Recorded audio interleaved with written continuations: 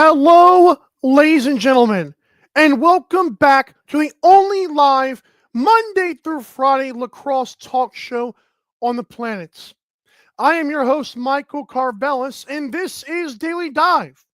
It is Monday, November 24th, 2025.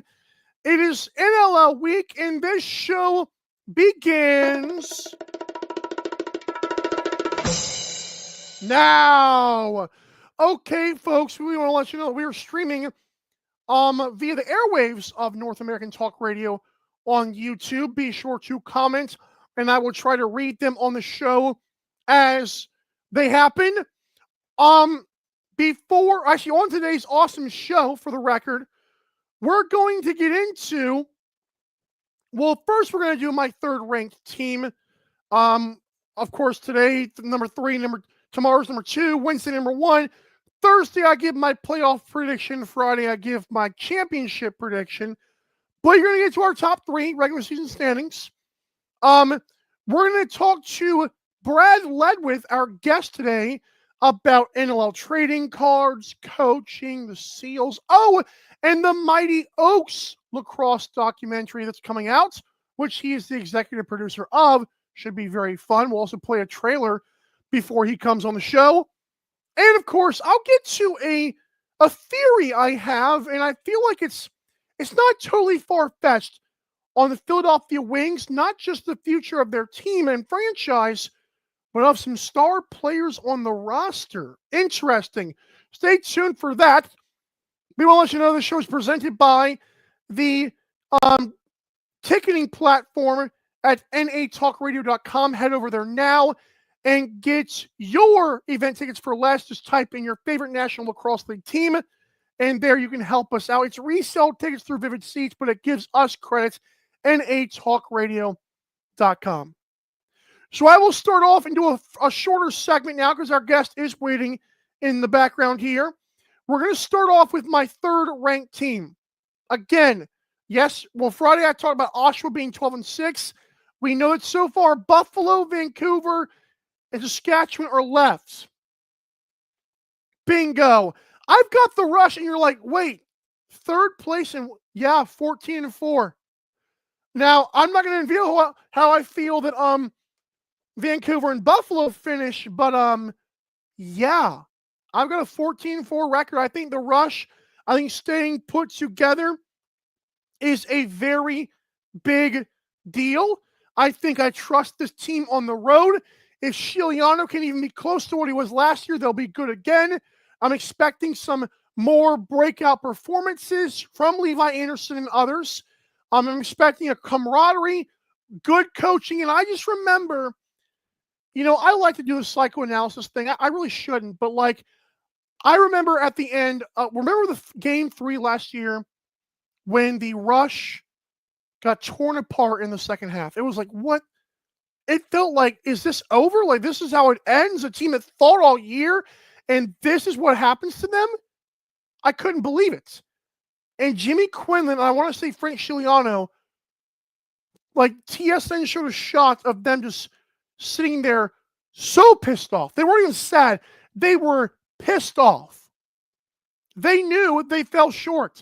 And I know Buffalo was a great roster. I know three-peat, dynasty, all of it. They felt it was their championship. I think from that moment on, they were hell-bent. It's happening this year. I'm not going to say I'm predicting them yes or no to win the finals. I'm saying Saskatchewan, there's a lot to be said about believing who you are and working harder than everybody else and being talented. Sometimes the most talented teams will not win, but sometimes if you have enough talent and the work ethic I know everybody in the league and every sports league has great work ethic. Some guys are just a touch more. They are locked in more. They are focused on their craft more. Instead of going out and partying or going out in the town, they're locked in, finding out couldn't they pick up a loose ball? Why couldn't they score over and over again until it makes them bleed sweat? I think that's what Team of Saskatchewan Rush is. I'm excited for it. They have no issues about goalies or anything. And even if I do believe that Siciliano was not the goalie of the year, I still believe in him to be consistent and as steady as a rock. All right? Tomorrow I'm unveiling number 2 team. When we come back, though, we're going to talk to Brad Ledwith, who's an executive producer of the Mighty Oaks. What is the Mighty Oaks? We'll also talk trading cards, which I'm a big fan of, especially like on Twitter. They love me. And the San Diego Seals. And after the break, we'll play the Mighty Oaks trailer. So stay tuned for that shortly after the MyBookie commercial. You're watching Daily Dive, folks. We'll be right back. You're listening to North American Talk Radio, the all-new talk radio station featuring sports, movies, politics, mental health, and more. Check us out at natalkradio.com and subscribe today. Buy event tickets straight from our website to help the cause and get tickets to your favorite events for less. That's natalkradio.com. Thanks for listening.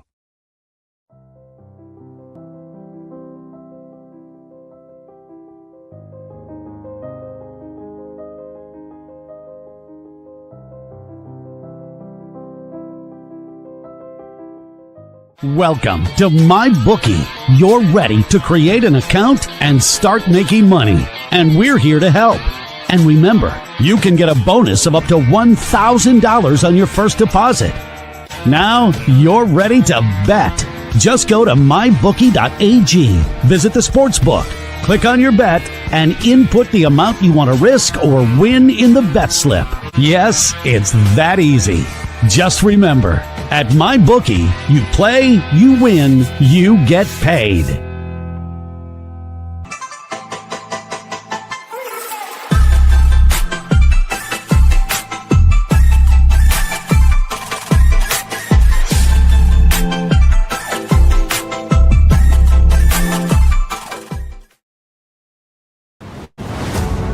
Our whole entire life has been lacrosse, lacrosse, lacrosse. This is the best thing ever. 4 years of starting. It's crazy that it's just ending. Being able to win a championship at the end of the year, that's what everybody plays for. It'd be awesome for those seniors, man. Let's go, let's go, let's go. Adversity is actually the opportunity for you to really see what you're made of. Very rarely do you get an opportunity to beat Goliath. If we win a championship, like everything that we did previously is just canceled out. Whether they win or lose, I love him and I'm there for him. Honestly, if it wasn't for the Live Oak sports community, we'd be in real bad shape. I want to do this for my coaches, my team, my brothers.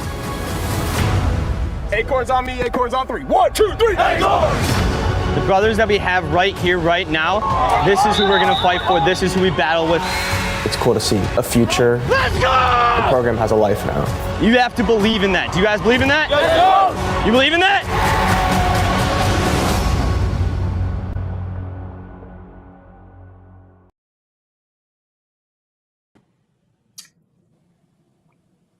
Oh, I tell you what, man, I'm fired up. I'm fired up right now. How are you, sir? Brad Ledwith, everybody. I just got to make sure I get the Mighty Oaks in the picture here. Yes. Brad. Thank you for showing that trailer, Michael. I tell you, it's people have, when they see that trailer, the biggest response is always chills because we all know what that feels like. Well, I mean, I'll put it this way. I wish I knew what it was like to be on a team and win something, but I trust you. Dude, so I want to let you know that, I mean, obviously the first 5 seconds, whatever. If you want to see the actual full trailer, just like that, but it's in its HD entirety, I put a link to it in the description. Thank for you. those watching, for the record. You are executive producer of the Mighty Oaks. You are an NLL card collector. I couldn't add Seals fan where that was supposed to be on the graphic as well. I like your T-shirt today. Good job. Oh, okay. Yeah, I tried to like buy some of these shirts before Fanatics got rid of them. So, yeah, Acorn Lax. That is a great thing. Hey, Kai, what's up, buddy? Arrows. What kind of rivalry am I missing there? Anyways, tell us about the Mighty Oaks. According to, by the way, the website, themightyoaksmovie.com, it's a 104-minute documentary chronicling the rise of lacrosse in Morgan Hill and the community that was born from it. Can you expand on that, sir, and all of it? Well, I can tell you that lacrosse was not anywhere near the front of my mind when I had twin boys back in 2005. My firstborn is named Nolan Ryan, and I was a baseball guy through and through, born and raised in San Diego, California. My story is probably no different than tons and tons of volunteers across the country. And that's what we did. We created a movie to show a community coming together. And the focus point is lacrosse. And these kids never knew anything about lacrosse. We're in Northern California. We'd never had a program of any substance that was anything. I figured, oh, you know what I'll do is I'll just go on YouTube and I'll start this program. And it can't be that hard. Right. And my kids loved it, and we sucked. We were terrible. For about 3 years, we never won a game. We got blown out. And but the kids just had a great time. We had so much fun, and they stayed together. And the story, the documentary, shows from kind of the 10, 11, 12-year-old learning the game and understanding just to have fun, and then competing all the way through to try to win a championship in their senior year in high school. That's so cool. Kai, I love the comparison here. Like he said, he was named Kyrie because his dad wanted him to play basketball, which I did not. I figured there's some connection there. But I do love that you mentioned the Nolan Ryan thing. What is it that you and your kids have, and don't give it all away because the documentary is obviously going to come out December 9th, by the way, I believe. So I have that written down. Tell us about what you and your children have learned about lacrosse, though, if you can tease that a little bit. As I have said many times, the best part about a layperson who's never really played is the 5 sports we all love. You know, it's combined all together. The contact of football, the accuracy of baseball, the fitness level of soccer, the moving without the ball of basketball, and looking at, trying to move without the ball like basketball. You're seeing what Pat Spencer's doing in the NBA. Yes. It's an amazing story, right? To go from lacrosse to the NBA. And a meaningful role player, yeah. Yeah. When I go and talk to people about lacrosse, they truly are very intrigued. And then when they see it, it's just unreal because they don't understand the physicality, but the skill level that these kids are getting at is just amazing. So the long and short of the answer is I love the sport. I love indoor. I love sixes. I love box. I love the outdoor game. I love the PLL version. I love it all. It's hard not to love. And I'll admit, it's harder for me to watch the field version, but the more and more I appreciate box, the more and more you do appreciate the others. It just depends on what your forte is. Yeah. So I'm going to assume you're still coaching, right? Even if is it still your kids? Well, it's interesting. I have 2 that are in college now. Oh, wow. They're still playing. One's at UCLA, one's at Concordia Irvine. And then wow. I have a 14-year-old who's still playing. But you have to remember, Michael, I can coach 5 and 6-year-olds because they don't know that I don't know anything. But once they get good enough to know how the game works, it's hard to coach those folks. Like I can coach JV. Right. I can coach 4 and 5, 6, 7-year-olds. And my time right now has truly been watching my 14-year-old and is also trying to promote this movie amongst everybody. I hope everybody goes out and pre-orders on Apple TV. You're going to love it. You're going to love it. I love that. That is a great shirt, by the way. Thank you. That is what brand is that? Is that what's the cat? Is what is I got the a little Callaway, a little golf. Okay. There you go. We golf 345 days a year out here in California. So the other 20 you're playing lacrosse. That's right. I love it. Now let's dabble now. And again, the MightyOaksMovie.com. Let's dabble now and step away from that and talk about trading cards in the Sure. NLL. I do have some of mine right here. Everyone has, I guess, caught wind that I recently sold a one. Let's go! Is that Wesley Berg? A couple of Westbergs over there? Woo-hoo-hoo-hoo! There's, speaking of Captain Clutch, we got an Andrew Q. Westberg's pretty clutch as well. But I recently sold a 1-of-1 John Donville. Not sure how I got a hold of that until someone showed me. What are some of the best cards you've pulled personally? What are some of the best lacrosse cards you've seen? Well, I'm trying to shift gears from my movie to the cards. I'm saying. It's it's one of those things. Like I told you, I'm a baseball guy. I grew up collecting and trading baseball cards. Right. And now my kids are into lacrosse. So I'm like, wait, there's lacrosse cards. So now I started ripping them. I had fun. And my friend over at TFL, because I've got a couple of these here too. These ones. That's a Lyle Thompson and a Zed Williams Hayes card. Heck as well yeah. as the 75. To answer your question, I think that lacrosse cards are on fire because we just haven't had a lot of them. If you go to www.laxcardarchive.com, you can see they've truly archived and tried to make sure that every single card that's ever been printed is in a database. So it's really fun to go back and see. And now what I've done is I've just tried to really focus my collection on the San Diego Seals. Been a season ticket holder since the first day. And I just love collecting the Seals, whether it be Wes Berg, whether it be DiCiccio, whether it be Trevor Baptiste. I just love collecting.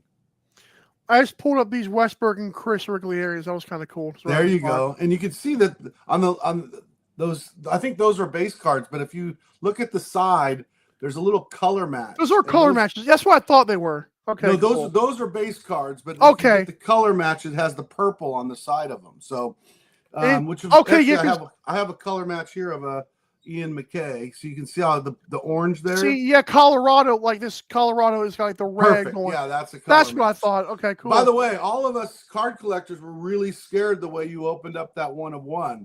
You kind of threw it around like it was not very valuable. Just so you know, there's not very many of those. There's not very many. Oh Lord. Well, I'm glad people did finally watch the unboxing. It took them long enough. So let's talk about this thing. I know we've like strayed away from the Mighty Oaks here, but there was a tweet that I made. I believe there was like a Brandon O'Neill card that was sold for $5,000, and when I said something to the community or one guy who was selling it, kind of caught heat for it. Question for you, because I know like something is as valuable as whoever pays for it, but I know that like other like NBA and NFL cards, you can buy a box luckily for $50 and try to get like a decent like small box. Now it's gotten so stupidly just overvalued. It's like you can't even have fun with it anymore. So what do you say to someone like me who's like, let's not do that to the NL cards yet? Like we haven't even gotten that far. That was my thing with that. Well, the hard part is that, you know, you can't control markets, right? So if people have money and they want it, they're going to spend whatever they want. That's true. Now, the fun part about the TFL cards, and I actually have the whole base set of the color match, which is 100 cards. Whoa. They get you get 2 cards in just about every pack when you open up the TFL cards. The NLL Leaf cards, which are the 2 competing, those were a little pricier, but those are like really exclusive to the certain players, and you know they had 101s and cards and 3 of 3s and so forth, but they were really exclusive. So you have a card collector, if you're just trying to get into the game, you can buy singles, you can buy packs, but I think that there's lots of value out there in collecting the things you love. Yeah, of course. So the hard part is there's a lot of junk out there in the football and baseball and basketball. Yes. In lacrosse, there hasn't been any junk yet. So Fair. The PLL collectibles, the TFL, and the Leaf, they're all good, high-quality cards. Yeah, shout out to the PLL who kind of like started doing their own cards, and that's been kind of fun. I got a Field Generals, what's his name, Paul Rabel, that I'm kind of happy. Just a fun little insert. So let's now talk about let's get to the San Diego Seals. I know that was how I first found you, before I knew about the cards, before I knew about the awesome Mighty Oaks, which again, themightyoaksmovie.com for the record.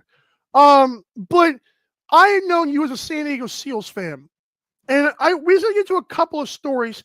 First of all, I noticed that Trevor Baptiste, I believe, is in the documentary. He is. How much have you been involved with him? Because I wanted to circle back. That was pretty cool. I was like, oh, hello, Trevor Baptiste. Yeah.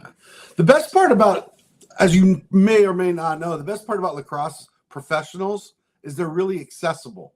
Yes. So whether they're on social media or through the team, you can get a hold of them. And what I always said was, I don't know anything about lacrosse, but I can call these pros.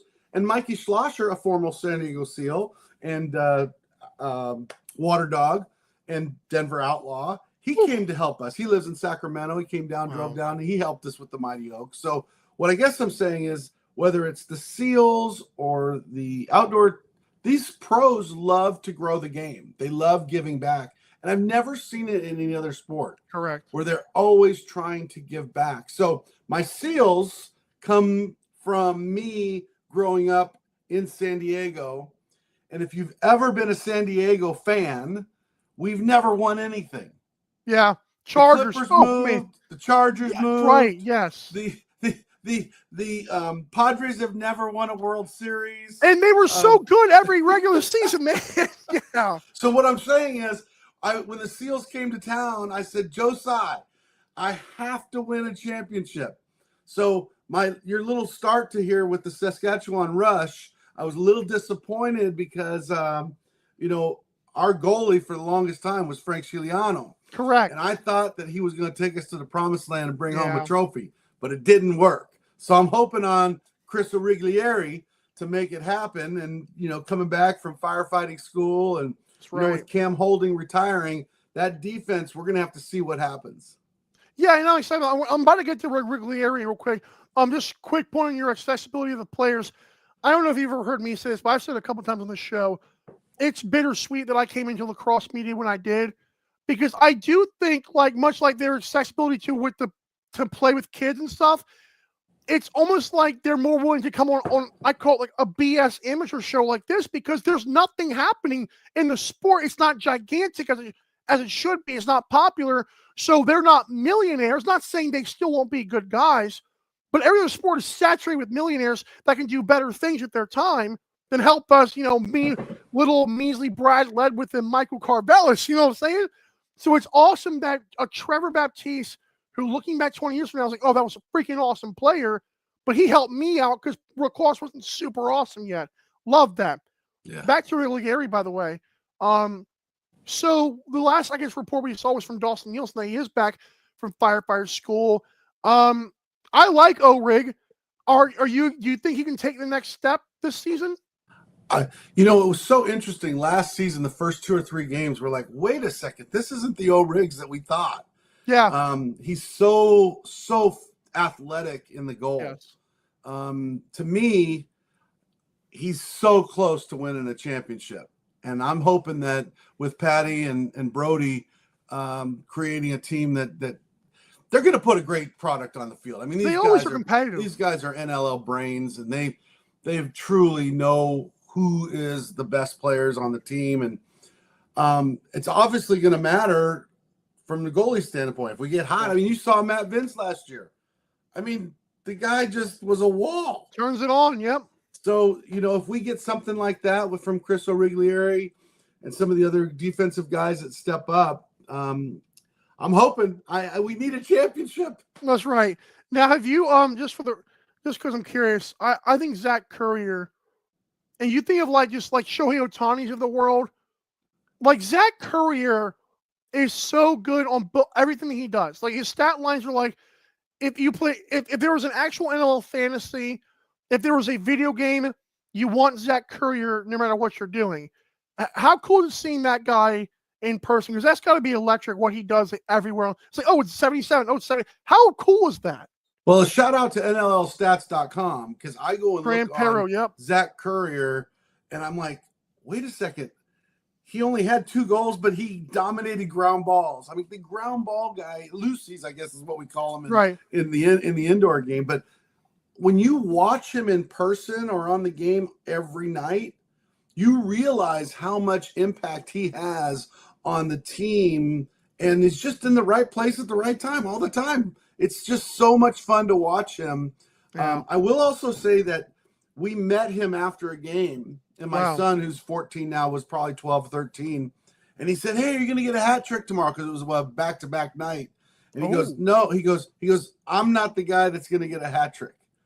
And it was just refreshing to know that there's a role player that realizes, hey, my job on this team is to get loosies, pass the ball to Westberg, and play some defense and truly be the kind of guy that is a transition guy, but also it's hard to put into words how great he is on the field. Yes. He's like a glue guy. He's a unicorn, like anything. Yeah. But it's funny he says, I'm not the guy to get a hat trick. I guarantee you, watch him pop up with a hat trick or two this year, just because. I don't know. We'd have to go to NLL stats. I don't know how many he's had, but it's almost like he could go 3 for 3 and have a hat trick. Like he's not out there like Jeff Teat, being the offense. He is truly the glue that holds everything together. That's right. So before I let you go, I want to ask you one more thing about the Mighty Oaks. If you could have one just hurrah and one more sign off to get people to really buy or watch, stream, whatever this movie, what would it be? All right. I always tell everybody the same thing, Michael, and thank you for having me on. If you like documentaries, you'll like this movie. If you like sports documentaries, like I just watched sports documentaries, you'll love this movie. Right. All of your fans that are listening to you, I'm sure, are lacrosse people. Every single lacrosse person that's going to watch this movie will probably think it should win an Oscar. Oh. And I say that from the fact that you understand lacrosse. So I have a sports movie, a sports documentary about kids coming of age, dealing with hardships, coming together as a team through a community that we started from scratch. My situation is no different than everybody else's, Michael. This has happened all over the United States, and how to grow a community through sports. That's right. And let it be the creator's game with lacrosse. I'm just so happy. I hope everybody sees it. Please go order it. The pre-orders drive. On Apple TV, they drive all the sales and the algorithms. So if you can pre-sale it, I appreciate it. It's $9.99 on Apple TV right now, Amazon Prime December 9th, and all of your YouTubes and YouTubies and all that other stuff that people end up getting it on, it'll be on there as well. I love that. Well, we're excited for it. I know on December 9th, I'll be sharing it on my social medias, as I'm sure you will as well. But thank you, sir. I hope even if, I'm sure it'll be successful, but even if not, I hope the reception you receive, it kind of validates the story, at least in your mind. I hope that you feel good no matter what happens, but I'm hoping it's obviously a great success regardless. Well, I have huge goals, Michael, and that's the one thing that, as long as every single lacrosse person buys the movie, it'll be successful. Hey, you got it. We on the right show to do it, man. But I appreciate you, Brad, for your time. Thank you so much. Go Seals. Go Acorns. And you, sir, enjoy the rest of your day, sir. Thank you. All right, everybody. Brad Ledwith, once again, the Mighty Oaks movie.com. Follow him at Brad Ledwith, BradLedwith. And he also sells cards on YouTube. Good, you can't do that. He sells NLL cards on eBay. I had to refresh the brain there a little bit. That was fun though. Coming up next, folks, you're gonna like this. We are going to do a Philadelphia Wings segment of sorts. And also how it relates to Jack Hanna and what the Desert Dogs posted or didn't post, but really a lot of people saw it. We're going to break it all down next. You're watching Daily Dive. You're listening to North American Talk Radio, the all-new talk radio station featuring sports, movies, politics, mental health, and more. Check us out at natalkradio.com and subscribe today. Buy event tickets straight from our website to help the cause and get tickets to your favorite events for less. That's natalkradio.com. Thanks for listening.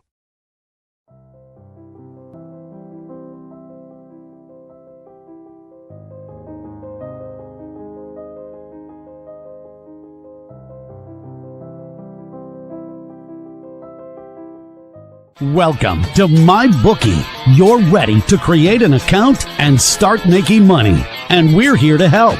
And remember, you can get a bonus of up to $1,000 on your first deposit. Now you're ready to bet. Just go to mybookie.ag, visit the sportsbook, click on your bet, and input the amount you want to risk or win in the bet slip. Yes, it's that easy. Just remember, at MyBookie, you play, you win, you get paid.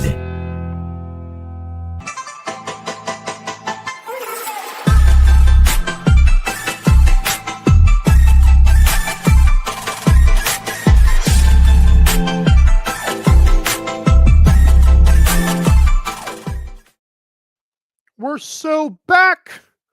This is Daily Dive on November 24th, 2025. It's a Monday. Hope you are having a great day. Even if you're watching the replay, that's awesome too. We did our first marathon this past weekend on Saturday, so that was fun. I know I've been posting the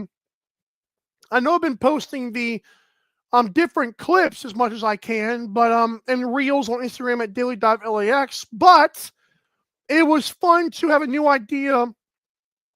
Courtesy of a friend. I won't say his name right here if he doesn't want me to, but this friend was like, hey, you want more visibility options? And of course, I thought as a way for fans to, instead of clicking on 5 different full shows, watch it all in one marathon. Great. We're going to do it again every Saturday, this Saturday as well. So to start your day, that'll be kind of awesome. Interesting conversation before I get to my Philadelphia Wings thing here. So someone was wondering about the way that all these restructures and re-signings had worked. He said, is this an effect of the new CBA? Dane Smith signed a 3-year deal after signing a 5-year deal like 1 year ago. Do you know if there are extensions on top of these deals? Blah, blah, blah. So I quoted that by saying, in my opinion, it's a lot of handshake deals. And I kind of got that because Steve told via the Loose Mesh podcast on YouTube, said, was just frustrated about teams announcing like random 3-year deals for rookies just to cut them a week later. Like, what kind of social media nonsense is this? So Scott Loeffler, let me make sure I'm getting this correct here. Scott Loeffler then was replying to that saying something along the lines of there were no handshake deals.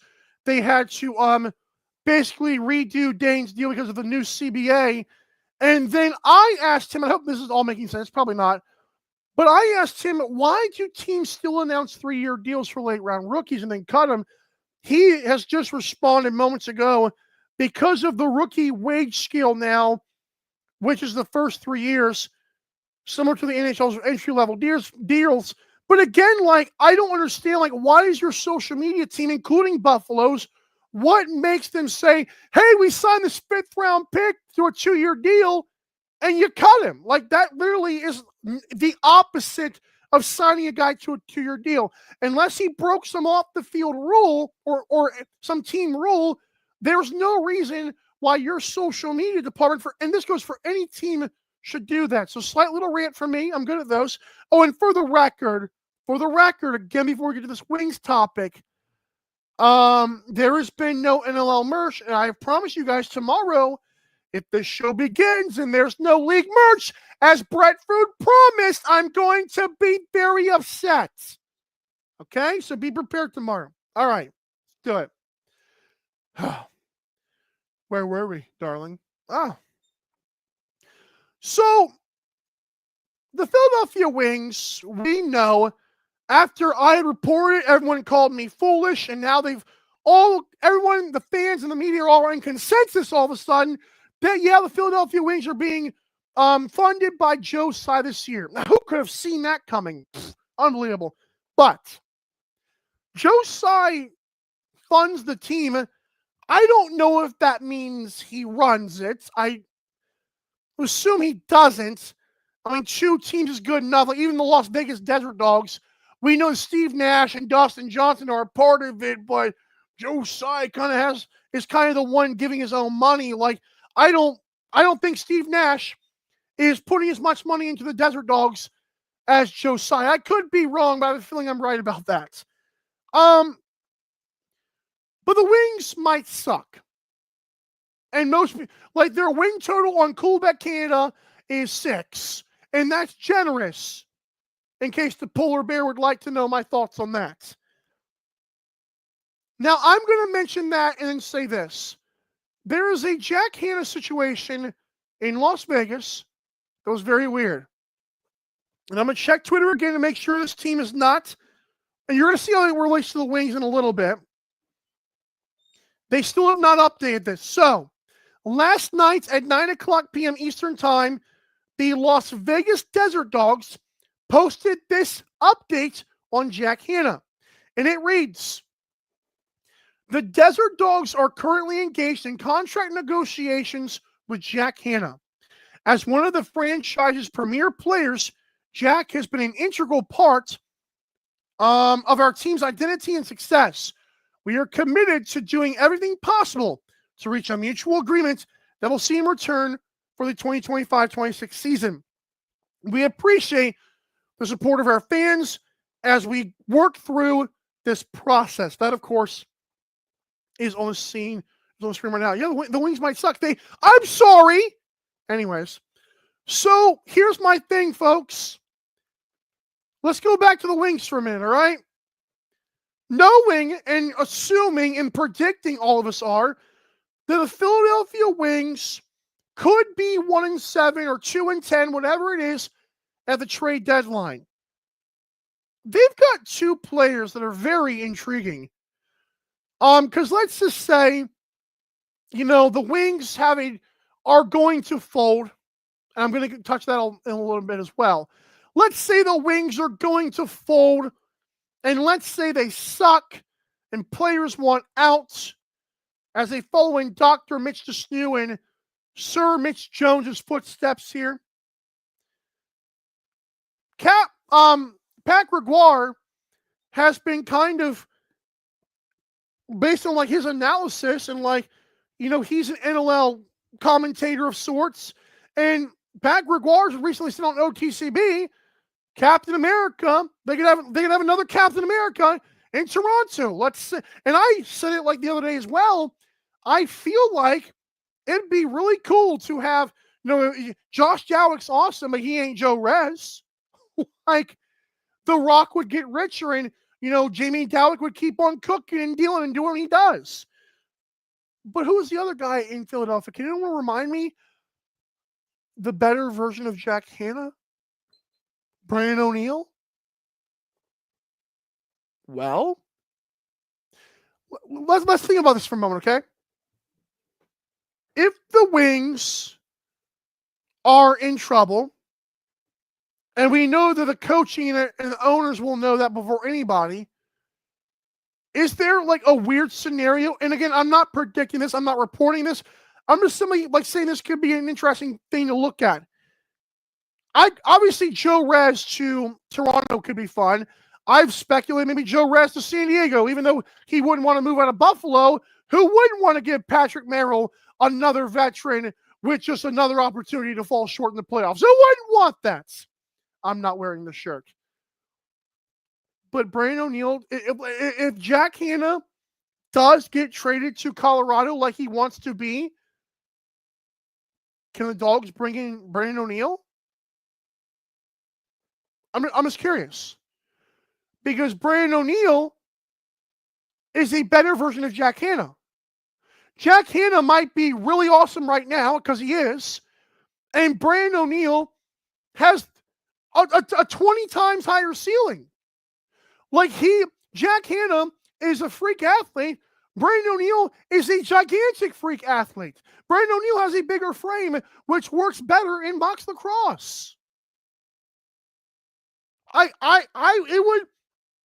just wouldn't surprise me. So I'm putting my hat in this. I'm putting my take in this jar of takes right here before everyone else does. I would not be surprised if Brandon O'Neill goes to Las Vegas. And so I was like, we brought in Mitch Jones and Chase Fraser and Chris Kluche, and we somehow, if we do lose Jack Hanna, how do we replace our franchise young phenom? with a guy who's better. It'd be crazy. But here's the scenario where that does not work. I don't know what happens to the Wings, but I have a very interesting feeling. Joe Tsai renting them for a year can only make sense for one reason. If the NLL is almost convinced that a local buyer or a buyer from somebody else is going to buy them. Joe Tsai is an investor. He has no business and no interest. I know the Wings are one of the original teams. I get it. But if the Wings should have folded. And everyone knows that. But Joe Tsai bought them a year because they might relocate anyways. And I've said it before, the absolute best case scenario is if some Philadelphia owner says, hey, don't play in that new building, but come play over here on the suburbs or something. The reality is they relocate to one of those hot markets everyone talks about, like Charlotte or Edmonton or God knows what it is. I don't think the Wings, I think they're going to keep their franchise. The question is how. Like, no one knows the answer to how, but we know that it feels like, again, Joe Tsai's an investor in the league, an investor in lacrosse, an investor in business. He doesn't just buy the Wings for a year without feeling like something could come out of it. I'm also wondering what he got out of the deal, but whatever. CLL says, hypothetically, if the Wings aren't going into the Philadelphia building, which is true, what's the possibility Tsai buys the old building and keeps the Wings in Philly instead of moving to Montreal? Interesting. He already owns the building in Brooklyn, correct? And then that sucked. And the fact that Joe Tsai was on record saying we want a draft pick should be criminal. It's not great for hockey lacrosse, seeing that with Islanders, but he knows how to operate a building. Bigger question is, what is the plan for the property? We don't know. I will put it this way, folks. I think for the betterment of the league, I find it absolutely, I find it in poor taste and in bad faith to let one guy have his hand in 3 teams. I think that is a bad look. But again, if these trades are not going to happen and guys stay put, and let's say Joe Rez goes to the Rock or goes to another contender in the Northeast, you still have to wonder, what about Deacon Knott? What about Nick Damoud, if he still can get a starting job? What about Brandon O'Neill? Like, there's Michael Sowers, if he takes a step this year. There's going to be guys, and I don't think a dispersal draft is where they go. I think the scenario is they get traded if they fold, but I think reality seems like they're going to find a way somewhere, even if it's not in the new building, because Comcast Spectacles is a POS. But whatever, and I can say that because our Comcast internet, kind of the same umbrella there, sucks nowadays, and it used to be awesome. Story for another day. Anyways, that's the show. Again, themightyoaksmovie.com to see the Acorns rise to prominence in their community. That's going to be fun. Pre-order it now. He said it helps with the algorithm on Apple TV. I'm excited. I'm also excited for the NLL season. On tomorrow's show, I will unveil my number 2 team, and we have a very special guest, I believe, tomorrow. So that could be really fun. But big announcement tomorrow. MJG79 says, problem with the NLL being a smaller and growing league, it's going to be hard to find investors. Well, that's my thing, but like, again, you hope, and I believe it's going to happen, but the question is when. We can hope for smaller lacrosse people. The future of this league is not that, though. The future of the league, if we are going to make it out the dirt here, is going to be, even if we don't go the summer, shout out CLL Chris Fox, even if we don't go the summer, like there's got to be a way where the business side of things works. I don't know who has to be fired. I don't know who has to make the decisions on that, or whatever happens, that we're going to make it out.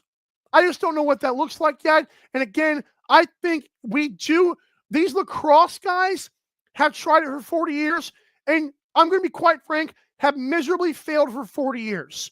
I'm done with the lacrosse people. Like, so many people, like, now Seneca Nation and Rochester, great. But we have got to be realistic. This league is going to thrive on big-time sponsors and investors who actually care, and not just your local grandpa that loves lacrosse. Like, it's not going to happen. We need bigger, we need better, as Brad Ledwith says. He's got big goals. So do I. Hopefully, so does the NLL. Bye, everybody. See you tomorrow. Same time, same place. This has been Daily Dive. Pow. Bye.